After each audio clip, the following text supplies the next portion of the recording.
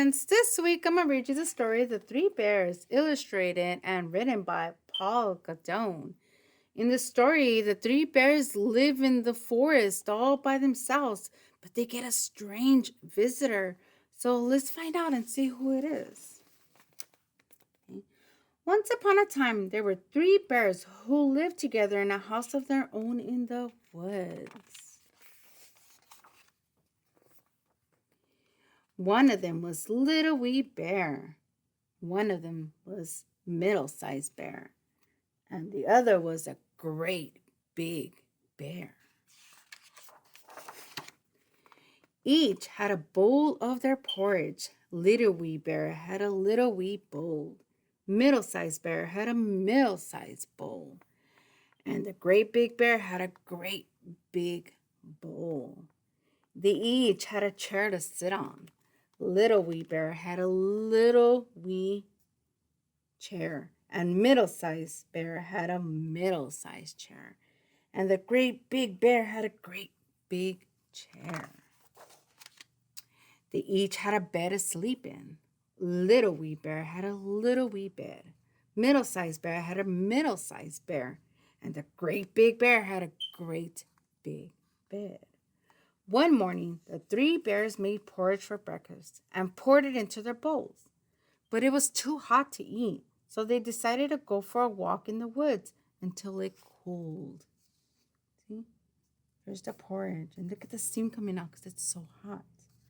While the three bears were walking, a little girl named Goldilocks came to their house. First, she looked through the window. Then she peeked through the keyhole. And of course, there was nobody inside. Goldilocks turned the handle of the door. The door was not locked because the three bears were trusting bears. They did no harm and never thought anyone would harm them. So Goldilocks opened the door and went right in. There was the porridge on the table. It smelled very, very good. Goldilocks didn't stop to think whose porridge it was, so she went straight to it.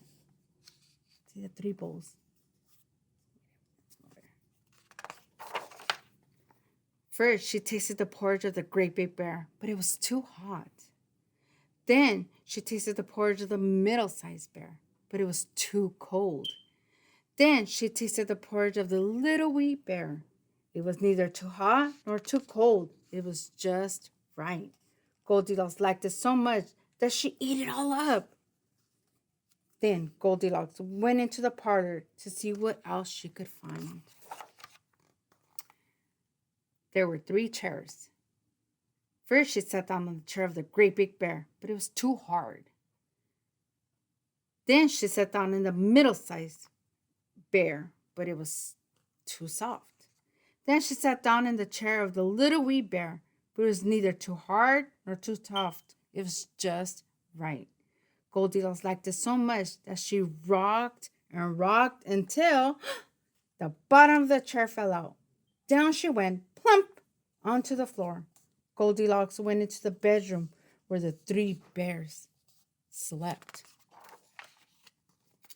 First, she lay down upon the bed of the great big bear, but it was too high at the head for her. Then she lay down upon the bed of the middle-sized bear, but it was too high at the foot for her. Then she lay down upon the bed of the little wee bear. It was neither too high at the head nor too high at the foot. It was just right. Goldilocks liked it so much that she covered herself up and fell asleep.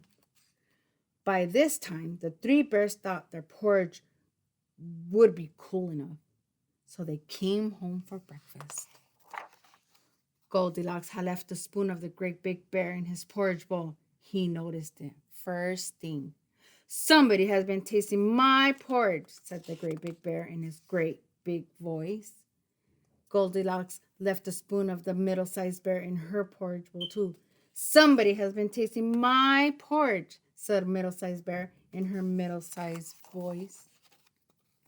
Then the little wee bear looked at his bowl. "Somebody has been tasting my porridge and has eaten it all up," cried little wee bear in his little wee voice. The three bears went into the parlor. Goldilocks had left the cushion crooked in the chair of the great big bear. He noticed it first thing. Somebody has been sitting in my chair, said the great big bear in his great big voice. Goldilocks has squashed down the cushion in the chair of the middle-sized bear. Somebody has been sitting in my chair, said middle-sized bear in her middle-sized voice. Then the little wee bear looked at his chair. Somebody has been sitting in my chair and has sat right through it, cried the little wee bear in his little wee voice. The three bears went into the bedroom. Goldilocks had pulled the pillow of the great big bear out of place. He noticed it first thing. Somebody has been laying in my bed, said the great big bear in his great big voice. Goldilocks had pulled a blanket of the middle-sized bear out of place. Somebody has been laying in my bed, said middle-sized bear in her middle-sized voice. Then the little wee bear looked at his bed. Somebody has been laying in my bed, and here she is, cried little wee bear in his little wee voice. This woke Goldilocks up at once. There were the three bears all staring at her. See, look at it. They're staring at her. Goldilocks was so frightened that she tumbled out of the bed and ran to the open window. Out she jumped, and she ran away as fast as she could, never looking behind her. No one knows what happened to Goldilocks after that. And for the three bears, they never saw her again. The end. Thank you very much. See you next time.